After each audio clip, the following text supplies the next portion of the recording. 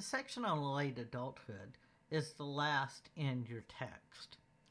This is the period of time over age 65. In your text, you will find that there is a lot of information on ageism. I will skip that for now and cover it separately. There are many things to consider when you're thinking about late adulthood, which is those people that are 65 and over. One of the first interesting things that was provided to you was this chart. And the chart basically addressed how do you compare to other people your age. People were in a study, and in the study, they looked at people across ages. So they asked the older adult how they compared in terms of memory, cognitive speed, mental health, concentration, making new friends, and self-assertion. And as you can see, they essentially always thought they were better than people in their own age group. But if you look at how they were compared to children, they thought they were better about some things, clearly not as much about making new friends and about their thinking speed, but they pretty much thought they were worse on all areas than people that were 21 to 26 years old. Now, this is important for several reasons. First of all, it tells us something about the way we see ourselves. The truth is, if most 70 to 76-year-olds think that they are better than everybody else in their age group, this is clearly a misperception. Because you can't, if everybody's thinking that they're better, then where are the people that are worse? It's just an interesting way of thinking about how we see ourselves. Now, my suspicion is if you ask a lot of people in slightly younger age groups, you would see the same thing.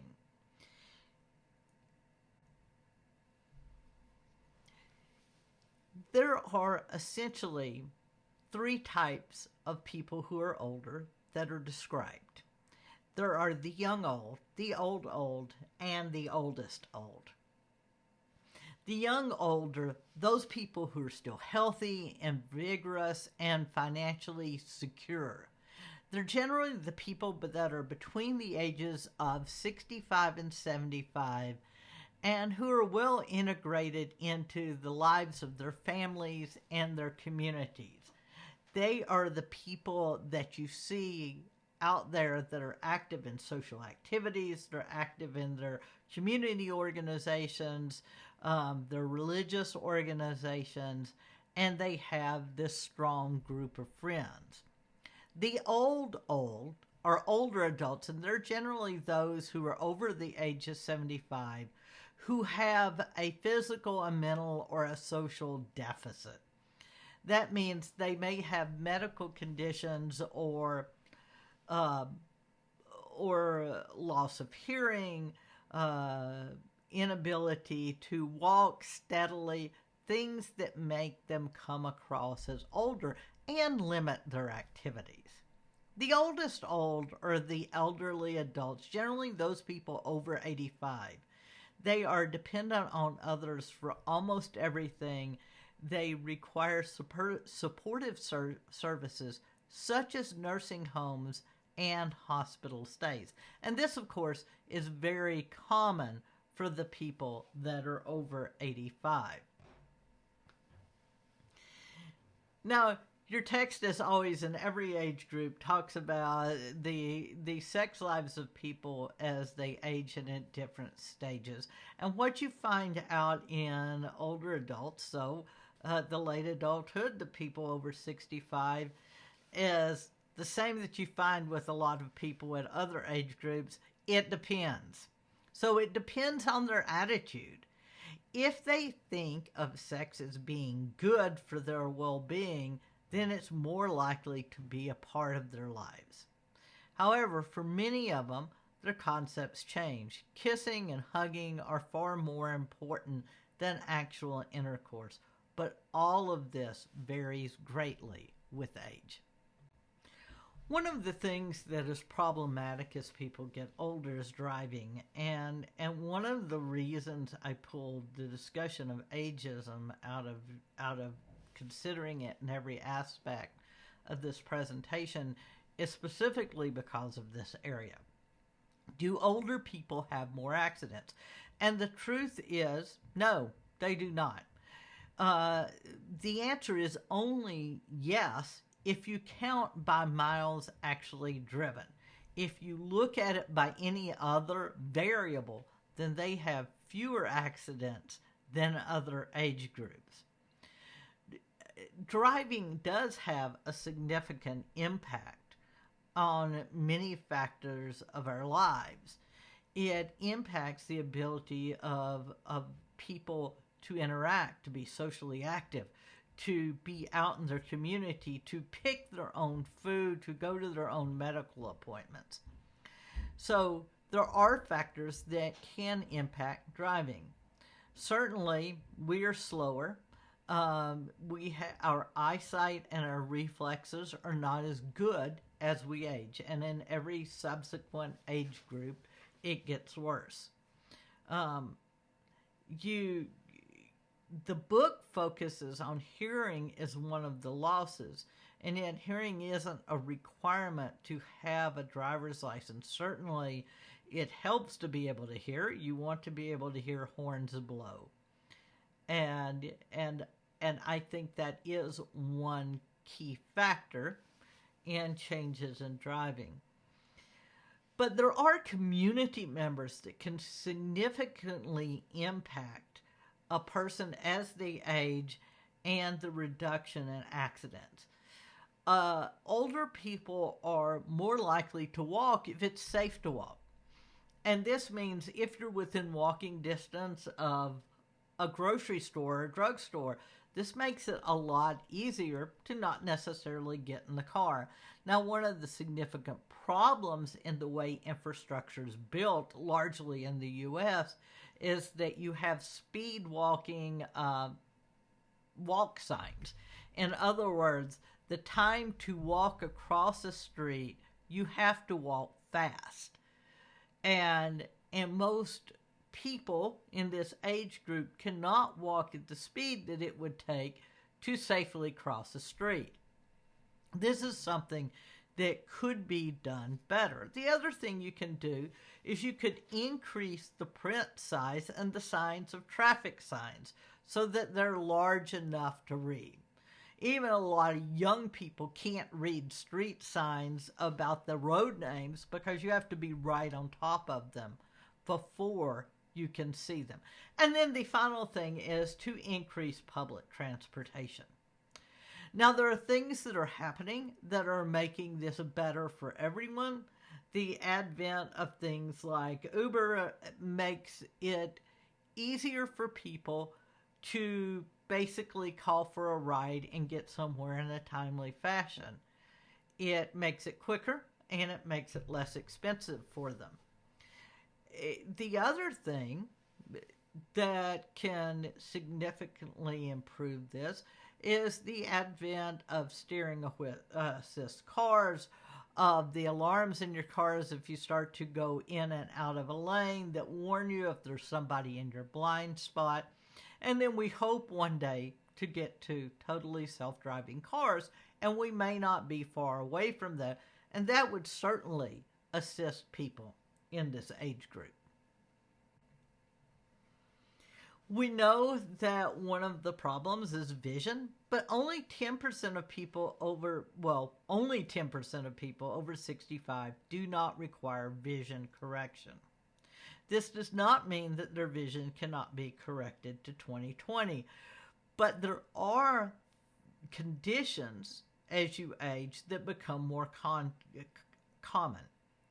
Cataracts, glaucoma, and macular degeneration are all examples, and they all increase the blurriness of one's vision, and if untreated, can result in blindness. This is considered an exosystem. So something that's impacted. Cataracts, for example, cause a thickening of the lens, and this causes the vision to become cloudy. Glaucoma, on the other hand, is a buildup of fluid within the eye that damages the optic nerve. This damage is preventable if it's caught early and treated early. It's one of the reasons when you get your vision checked, they do this puff test that blows air into your eye. And if there's increase in pressure in the eye, what they can do is treat this with eye drops or other means, but it helps prevent the damage to the optic nerve. And then the final one is macular degeneration. And macular degeneration is a deterioration of the vision. This tends to cause spotty vision, and it is also treatable. By age 50, 10% of people have cataracts, and by age 70, that's up to 30%. By age 70, 1% of people have glaucoma, and by age 90, 10% do. And by age 60, 4% have macular degeneration, and by age 80, 12%. One of the reasons that it's important to take care of your vision and to make sure it's regularly checked is because early treatment is important to maintaining healthy vision in later life. We know that as you get older, your hearing also decreases. 33% of people over 65 report some trouble hearing. And we know that men are twice as likely to have hearing loss, especially in the high-frequency tones. And high-frequency tones tend to be things like the voices of children. So they're less likely to be able to hear them well as they get older. There's something called universal design, and universal design can help people address their hearing loss. One of the things you can do is you can build into malls and into public areas things that are called hearing loops. And this design allows for better hearing of people who suffer from hearing loss and people who wear hearing aids.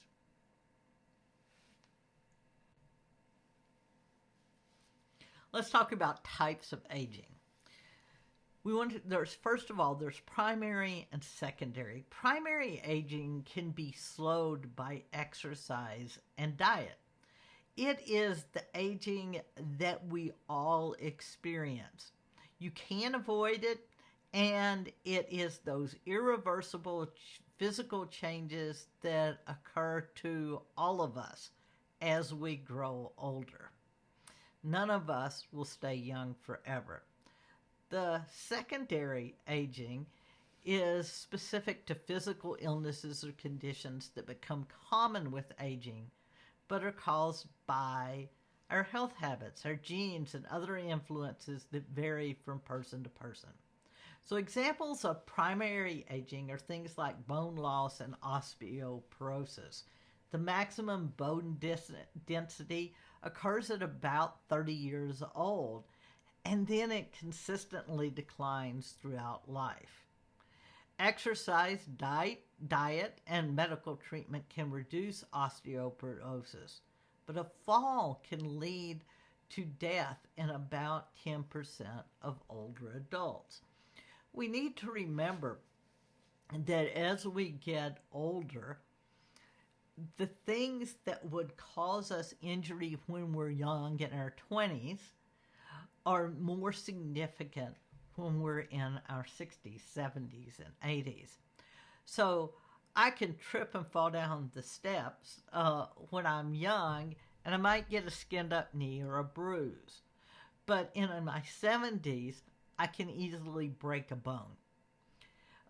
Likewise, the same thing happens with cuts. Cuts heal much faster when you're young than as you get older. I think by now you've figured out that your textbook is heavy on theories and wants to tell you all the different theories. So here are some of the theories on aging. One is wear and tear. It basically says that there are things that we do to our bodies that wear it down. So if you are working in construction, or if you are doing a very manual job, you're going to have more wear and tear on your body than a person who isn't. One of the concepts that was introduced was intermittent fasting. And this is actually a good thing, not a bad thing. And there's been a fair amount of research and study done on this. But the basic concept is if you fast 12 to 14 hours for at least 2 days a week, it significantly reduces your calorie consumption. And reduced calorie consumption actually has an important impact on longevity overall. People with lower calorie counts are healthier and live longer than people with high calorie counts. And what we know in the U.S. is that we tend to have very high calorie counts and that it's not good for us. And that we would be better off to restrict our calories. One way to do that is intermittent fasting. The other theory is the aging of the cells, and that the cells have over time this cumulative effect of all the stresses and all the toxins that we bring into our body, and all of these cause damage. And that the damage basically results in a more rapid shortening of telomeres. And telomeres, no matter what you do, are going to get shorter as you age, but stress and toxins can cause them to shorten more rapidly.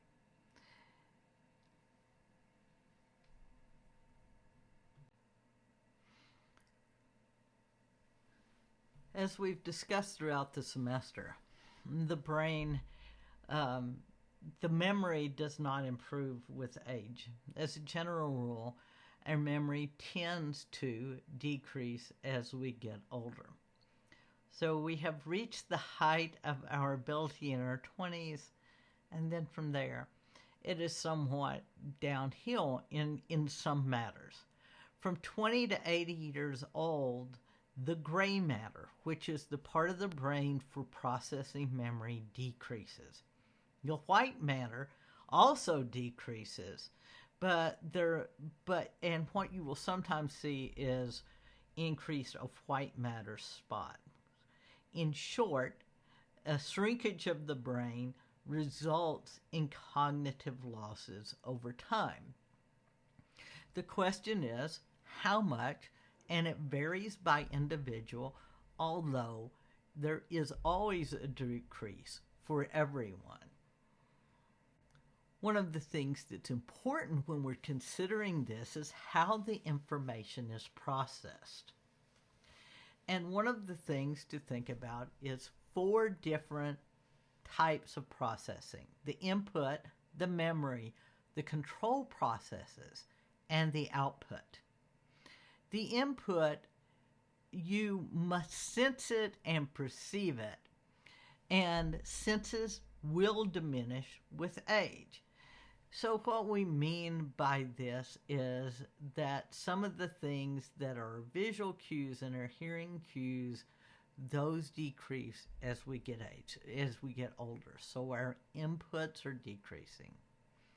Memory, there is explicit memory, which is our recall without verbal cues. So the things that we recall verbally, but without cues. And implicit is the ability to recognize someone.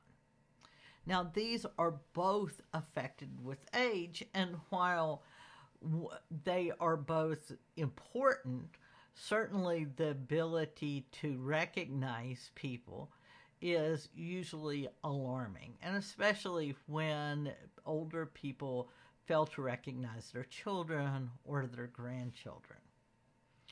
Then there is the control processes. And these are things like selective attention, strategic judgment, and appropriate action. And they are known as the executive functions of the brain. Now, as an aside and a joke, selective attention, I have often thought, because at some point we reach the age where we're able to say, I really don't care about that, and I'm not listening to you. That being said, all jokes aside, the ability to focus and pay attention is important. And when that starts diminishing and being reduced, then it is problematic for people's ability to function. And then finally, the output. And it's generally something that we measure by standardized tests. And you will not be surprised that people who are in the late adulthood, this older period over 65, don't like standardized tests any better than you do. No one likes them.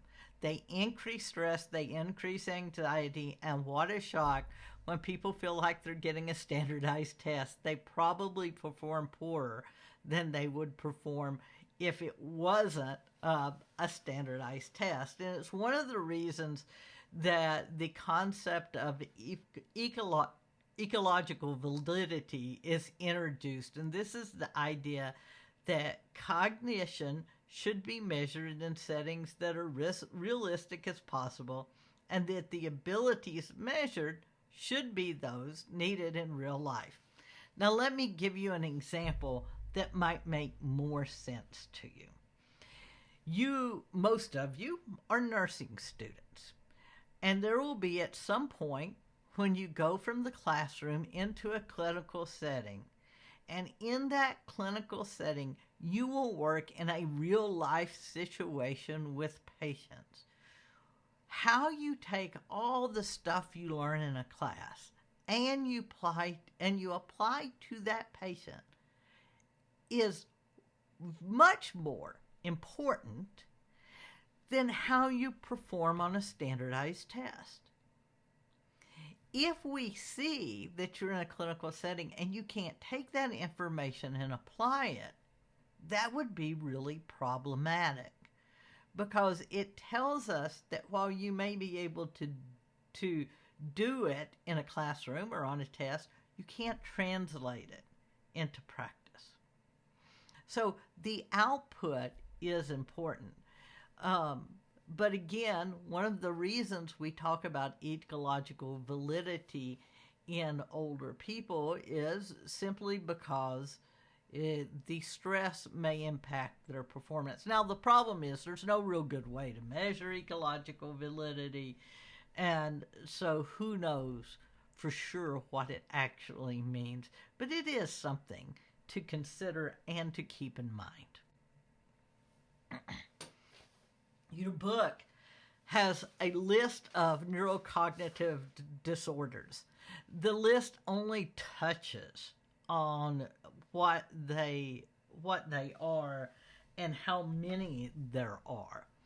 Obviously, the one that most of us know is Alzheimer's disease, and there are very few people who have not known someone who suffered from Alzheimer's disease, because it is the most common. And it's this gradual deterioration of memory and personality marked by the formation of plaques of beta amylase, sorry about that, packs of beta amyloid proteins and tangles of tau in the brain. Now, everybody has beta amyloid proteins, and everybody has some taw in their brain. The problem is when it's too much, it starts causing this deterioration. And anybody that's a women's basketball fan knows that Pat Summitt suffered from an early onset form of Alzheimer's disease.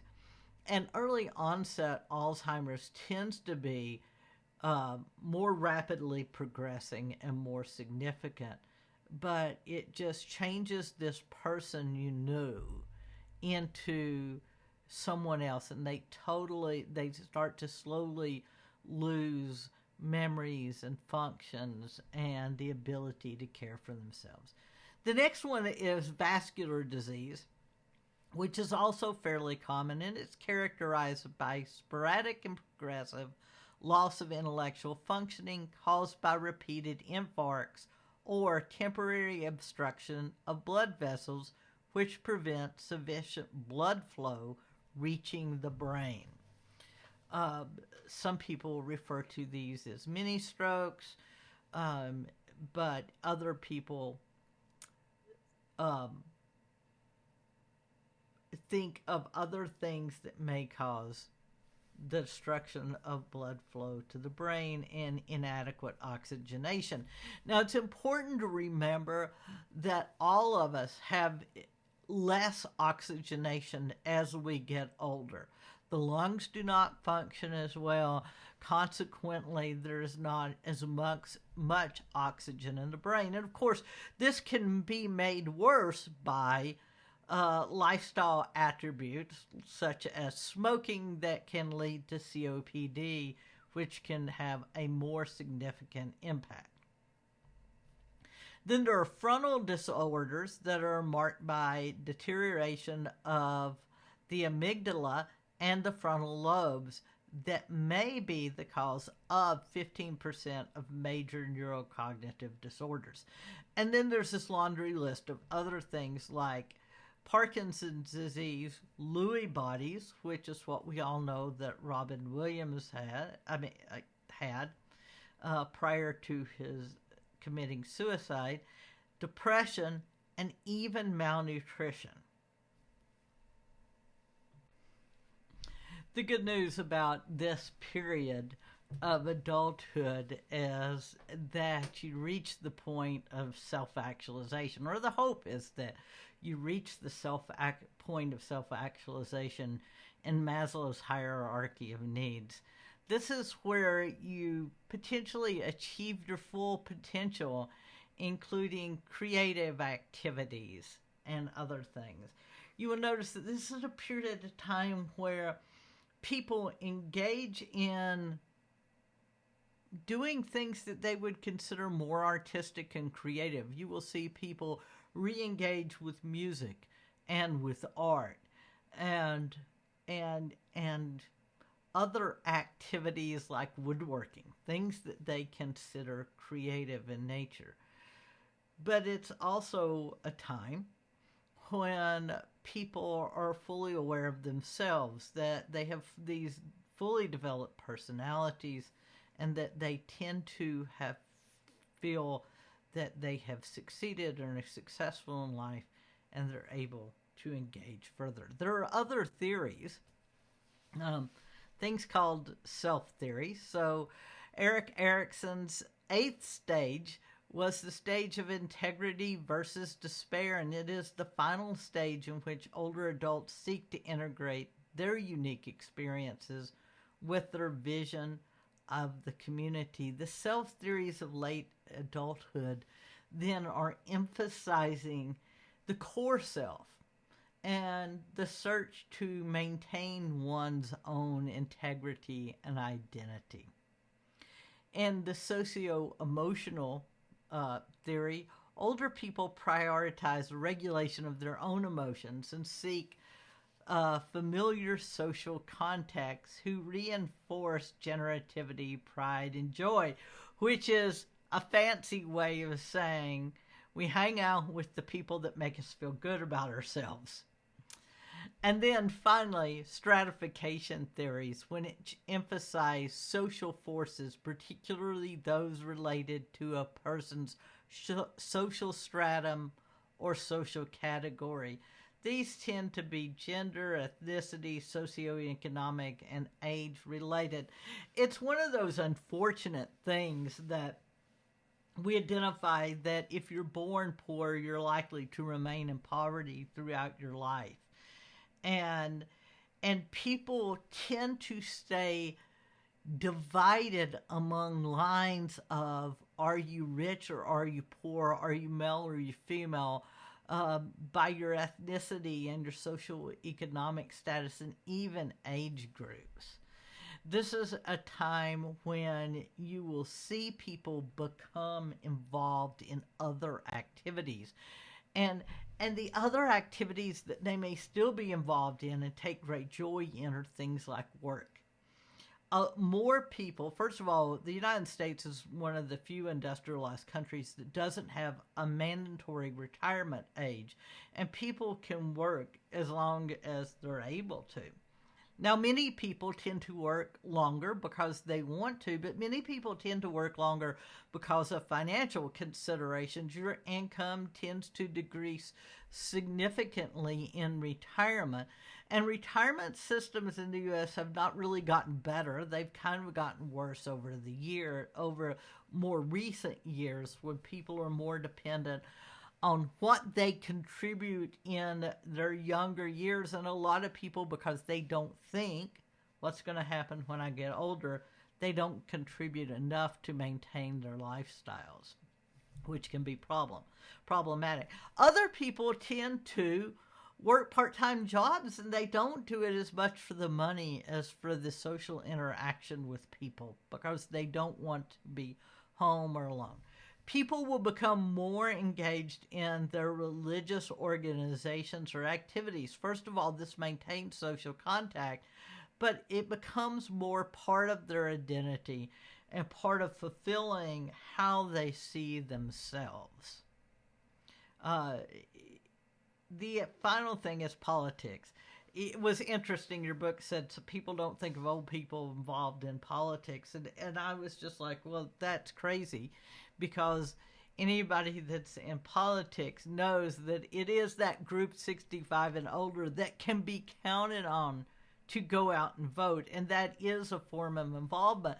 But they're also the people that tend to make the phone calls and talk to their friends and have house parties and raise money. So you will see that this is a group that will take a great deal of pride in their political activities. And then finally, friends and family are important to people as they get older. They tend to want to be actively involved with their children and their grandchildren and even great-grandchildren. And it's not just about a significant other, but it is about the entire people you may call family. And of course, over years, who we call family has changed. But we're also more likely to maintain a closer group of friends as we get older. So it's not just you need this huge group of friends that you need when you're young and you make friends easily. Older people tend to not make as many friends, but their circle of friends becomes a closer group of people, usually that they've known for an extended period of time. One of the problems, of course, in this age group is that there is this period where you have a lifelong partner who dies. And when that one partner goes, then there is this inclination that the other partner frequently dies soon thereafter. Now, with people who are in this, 70, 80 age group now, they grew up in a culture and a society where there were more stereotypical roles for each of the genders. So women had a specific role of cooking and caring for the house that was more common than it is today. And men were largely dependent on, they had to bring in income and they did other things. Again, very stereotypical of older age groups. Fortunately, that is becoming less and less common. But what would happen is when the income source went away, then the other person didn't do as well. And likewise, if the wife died early before a man and he had not taken care of the house and cooking and cleaning and a well-balanced diet, then he tended to suffer as a result. Again, hopefully we are becoming a society that's more egalitarian and doesn't stereotype in this way. It is not clear what will happen with the passing of lifelong partners and if it will have a significant impact over time. And then, of course, when you get to the point that you're talking about the activities of daily living, you're talking about this for the people we consider the frail elderly. A frail elder is usually a person that's over 65 and frequently over 80 who have low energy, which is more common in women, weight loss, more common in men, and for either difficulty in walking. This is very common in the last year of life and will frequently be a sign that the person is approaching the end of their life. The ADLs, and you will hear a lot about this in nursing as you go into your nursing courses, are usually considered eating, bathing, toileting, dressing, and transferring from a bed to a chair and these are things that there are things we can do to help people with,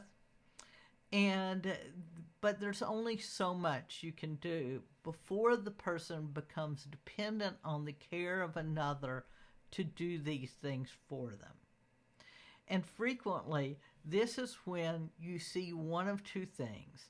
Either somebody coming into the home to help provide care for that person and help them assist with their ADLs, or they go into either assisted living or a nursing home. Either one of these can also help provide for the ADLs, and there is a wide range in what people need, but there are also things you can do in a home to make it easier for people to do this. And one of the considerations that you see is, can people get in and out of a bathtub? Which is why you will sometimes now see showers with seats in them. The other thing you will sometimes see is problems with cooking. And people will forget to turn off the stove, and this can be both dangerous and problematic. Or the ability to dress themselves adequately.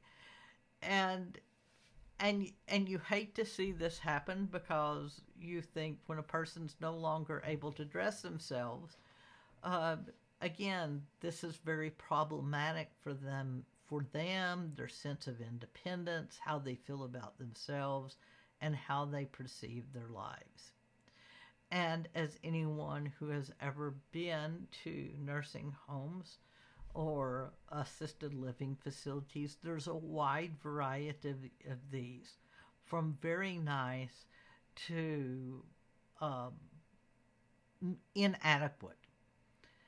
And it is a hard decision for a family to make whether or not they want to put their family member in this facility where they receive care from someone else. The facilities can become socially isolating for them, but for others, it doesn't bother them at all. It just depends on the person. When I was living in Dubuque, there was the equivalent of a nursing home for these elderly sisters, and they were Franciscan sisters. And on each of the doors outside the sister's room, they put a picture of the sister when she was younger and active and working, and it gave a little brief bio about the work she did. So you didn't just see the person as this person who may be having memory challenges or mobility challenges or trouble dressing themselves or going to the bathroom or eating on their own, but you saw the person as the person they had been.